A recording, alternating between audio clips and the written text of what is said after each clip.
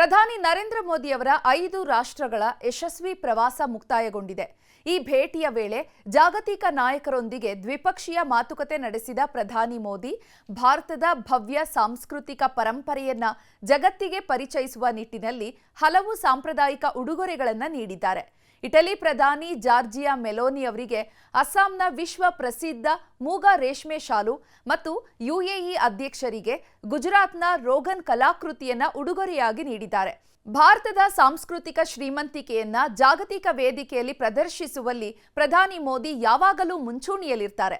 ತಮ್ಮ ಇತ್ತೀಚಿನ UAE, Netherland ಮತ್ತು ಸ್ವೀಡನ್, ನಾರ್ವೆ ಮತ್ತು ಇಟಲಿಯನ್ನ ಒಳಗೊಂಡಂತಹ 5 ದೇಶಗಳ ಪ್ರವಾಸದ ವೇಳೆ ಪ್ರಧಾನಿಯವರು ಅಲ್ಲಿನ ರಾಷ್ಟ್ರ ಪ್ರಮುಖರಿಗೆ ಭಾರತದ ವಿವಿಧ ರಾಜ್ಯಗಳ ವಿಶಿಷ್ಟ ಸಾಂಪ್ರದಾಯಿಕ ಕಲಾಕೃತಿಗಳು, ಉಡುಪುಗಳು ಮತ್ತು ಸಾವಯವ ಉತ್ಪನ್ನಗಳನ್ನು ಉಡುಗೊರೆಯಾಗಿ ನೀಡಿದ್ದಾರೆ. ಇದು ಕೇವಲ ಔಪಚಾರಿಕ ಉಡುಗೊರೆಯಾಗಿರದೆ ಭಾರತದ ಸಾಫ್ಟ್ ಪವರ್ ಹಾಗೂ ಕರಕುಶಲ ಕಲಾವಿದರ ಶ್ರಮವನ್ನ ಜಗತ್ತಿಗೆ ತಲುಪಿಸುವಂತಹ ರಾಜತಾಂತ್ರಿಕ ತಂತ್ರವಾಗಿದೆ. ಇಟಲಿ ಪ್ರಧಾನಿ ಜಾರ್ಜಿಯಾ ಮೆಲೋನಿಯವರಿಗೆ ಮೋದಿ ನೀಡಿದ ಉಡುಗೊರೆಗಳು ಜಾಗತಿಕವಾಗಿ ಗಮನ ಸೆಳೆದಿವೆ.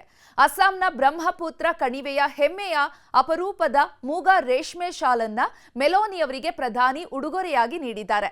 ತನ್ನ ನೈಸರ್ಗಿಕ ಚಿನ್ನದ ಬಣ್ಣ ಮತ್ತು ಅತ್ಯಂತ ಗಟ್ಟಿಮುಟ್ಟಾದ ನಾರಿಗೆ ಹೆಸರುವಾಸಿಯಾಗಿರುವ ಮೂಗಾ ರೇಷ್ಮೆಯನ್ನ ಯಾವುದೇ ಕೃತಕ ಬಣ್ಣಗಳಿಲ್ಲದ ರೀತಿಯಾಗಿ ತಯಾರು ಮಾಡಲಾಗುತ್ತೆ. ಇದರೊಂದಿಗೆ ಮಣಿಪುರದ ಅಪರೂಪದ ಶಿರುಯಿ ಲಿಲಿ ಹೂವಿನ ಒಂದು ಪ್ರೇರಣೆಯಿಂದಾಗಿ ಮಾಡಿರುವಂತಹ ಕಲಾಕೃತಿಗಳು ಆ ರೇಷ್ಮೆ ಶಾಲಿನಲ್ಲಿ ಇದೆ.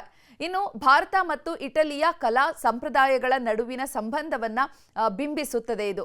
ಮತ್ತು ಯುಎಇ ಅಧ್ಯಕ್ಷ Sheikh Mohammed bin ಜೋಯೆದ್ Al Nahyan ಅವರಿಗೆ ನೀಡಿದಂತಹ ಗಿಫ್ಟ್ ಏನಿದೆ ಅದ್ರ ಬಗ್ಗೆ ನೋಡೋದಾದ್ರೆ ಗುಜರಾತ್ನ ಕಚ್ ಪ್ರದೇಶದ ಅತ್ಯಂತ ಅಪರೂಪದ ಮತ್ತು ಜಗತ್ ಪ್ರಸಿದ್ಧವಾದಂತಹ ರೋಗನ್ ಪೇಂಟಿಂಗ್ ಅನ್ನು ಉಡುಗೊರೆಯಾಗಿ ನೀಡಲಾಗಿದೆ. ಬಣ್ಣದ ಮೇಲೆ ಹರಳೆಣ್ಣೆ ಮತ್ತು ನೈಸರ್ಗಿಕ ಬಣ್ಣಗಳನ್ನು ಬಳಸಿ ಈ ಒಂದು ಕಲಾಕೃತಿಯನ್ನು ಬಿಡಿಸಲಾಗಿದೆ.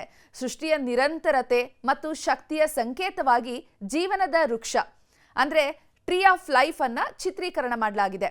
ಇದರೊಂದಿಗೆ ಗುಜರಾತ್ನ ಜಿಐ ಟ್ಯಾಗ್ ಅನ್ನು ಪಡೆದಂತಹ ಪ್ರಸಿದ್ಧ ಕೇಸರ್ ಮಾವಿನ ಹಣ್ಣುಗಳು ಮತ್ತು ಮೇಘಾಲಯದ ಅನಾನಸ್ ಹಣ್ಣುಗಳನ್ನು ಸಹ ಯುಎಇ ಅಧ್ಯಕ್ಷರಿಗೆ ಉಡುಗೊರೆಯಾಗಿ ನೀಡಲಾಗಿದೆ. ಇನ್ನು ಪ್ರವಾಸದ ಇತರ ರಾಷ್ಟ್ರಗಳ ನಾಯಕರಿಗೂ ಕೂಡ ಭಾರತದ ಹೆಮ್ಮೆಯ ಉಡುಗೊರೆಗಳನ್ನು ವಿತರಿಸಲಾಗಿದೆ. ಸ್ವೀಡನ್ ಪ್ರಧಾನಿ ಉಲ್ಫ್ ಕ್ರಿಸ್ಟರ್ಸನ್ ಅವರಿಗೆ ಲಡಾಖ್ನ ಶುದ್ಧ ಉಣ್ಣೆಯ ಪಶ್ಚಿಮ ಶಾಲು ಮತ್ತು ಮಣಿಪುರದ ಲೋಕಾಕ್ನ ಚಹಾ ಮತ್ತು ಶಾಂತಿನಿಕೇತನದ ಹ್ಯಾಂಡಿಕ್ರಾಫ್ಟ್ಗಳ ಮೆಸೆಂಜರ್ ಬ್ಯಾಗ್ ಅನ್ನು ನೀಡಲಾಗಿದೆ. ನೆದರ್ಲ್ಯಾಂಡ್ಸ್ ಪ್ರಧಾನಿ ರಾಬ್ ಜೆಟ್ಟನ್ ಅವರಿಗೆ ಮಿಥಿಲಾ ದೇಶದ ಸುಂದರ ಮಧುಬನಿ ಪೇಂಟಿಂಗ್ ಅನ್ನು ನೀಡಲಾಗಿದೆ. ಇಟಲಿ ಅಧ್ಯಕ್ಷರಾದಂತಹ ಸೆರ್ಗಿಯೋ ಮಟರೆಲ್ಲಾ ಅವರಿಗೆ ಆಗ್ರಾದ ಪ್ರಸಿದ್ಧ ಮಾರ್ಬಲ್ ಇನ್ಲೆ ವರ್ಕ್ ಬಾಕ್ಸ್ ಜೊತೆಗೆ ಪಂಡಿತ್ ಭೀಮಸೇನ್ ಜೋಶಿ ಮತ್ತು ಎಂಎಸ್ ಸುಬ್ಬಲಕ್ಷ್ಮಿಯವರ ಶಾಸ್ತ್ರೀಯ ಸಂಗೀತದ ಸಿಡಿಗಳನ್ನು ಕೂಡ ಉಡುಗೊರೆಯಾಗಿ ನೀಡಲಾಗಿದೆ. ಪ್ರಧಾನಿ ಮೋದಿ ಅವರ ಈ ವಿಶೇಷ ನಡೆ ಭಾರತೀಯ ಕರಕುಶಲತೆಗಳಿಗೆ ಜಾಗತಿಕ ಮನ್ನಣೆಯನ್ನ ತಂದುಕೊಟ್ಟಿದೆ. ಸ್ಥಳೀಯ ಉತ್ಪನ್ನಗಳಿಗೆ ಜಾಗತಿಕ ವೇದಿಕೆಯನ್ನು ಕಲ್ಪಿಸುವಂತಹ ಸರ್ಕಾರದ ವೋಕಲ್ ಫಾರ್ ಲೋಕಲ್ ಉಪಕ್ರಮಕ್ಕೆ ಇದು ಅತ್ಯುತ್ತಮ ಉದಾಹರಣೆಯಾಗಿದೆ. ಕೇವಲ ರಾಜಕೀಯ ಮತ್ತು ಆರ್ಥಿಕ ಒಪ್ಪಂದಗಳಿಗಷ್ಟೇ ಅಲ್ಲದೆ ಸಾಂಸ್ಕೃತಿಕ ವಿನಿಮಯದ ಮೂಲಕ ಜಾಗತಿಕ ಸಂಬಂಧಗಳನ್ನು ಗಟ್ಟಿಗೊಳಿಸಬಹುದು ಅನ್ನೋದನ್ನ ಈ ಉಡುಗೊರೆಗಳು ಸಾಬೀತುಪಡಿಸಿವೆ. ವಿಶ್ವ ನಾಯಕರಿಗೆ ಭಾರತೀಯ ಕಲೆ ಮತ್ತು ಕರಕುಶಲ ವಸ್ತುಗಳನ್ನ ಉಡುಗೊರೆಯಾಗಿ ನೀಡೋದ್ರ ಹಿಂದೆ ಭಾರತದ ಸಾಫ್ಟ್ ಪವರ್ ಅಡಗಿದೆ. ಈ 5 ದೇಶಗಳ ಪ್ರವಾಸದಲ್ಲಿ ಪ್ರಧಾನಿ ಮೋದಿ ಅವರು ಕಾಶ್ಮೀರದಿಂದ ಮಣಿಪುರದವರೆಗೆ ಮತ್ತು ಗುಜರಾತ್ನಿಂದ ಮಧ್ಯಪ್ರದೇಶದವರೆಗಿನ ವೈವಿಧ್ಯಮಯ ಕಲೆಗಳನ್ನ ಜಾಗತಿಕ ನಾಯಕರ ಕೈಗಿಡುವ ಮೂಲಕ ಭಾರತದ ಏಕತೆಯನ್ನ ವಿಶ್ವದ ಗಮನಕ್ಕೆ ತಂದಿದ್ದಾರೆ. ಒಟ್ಟಾರೆಯಾಗಿ ಪ್ರಧಾನಿ ನರೇಂದ್ರ ಮೋದಿ ಅವರ 5 ರಾಷ್ಟ್ರಗಳ ಭೇಟಿ ಕೇವಲ ರಾಜತಾಂತ್ರಿಕ ಭೇಟಿ ಮಾತ್ರ ಆಗಿರಲಿಲ್ಲ.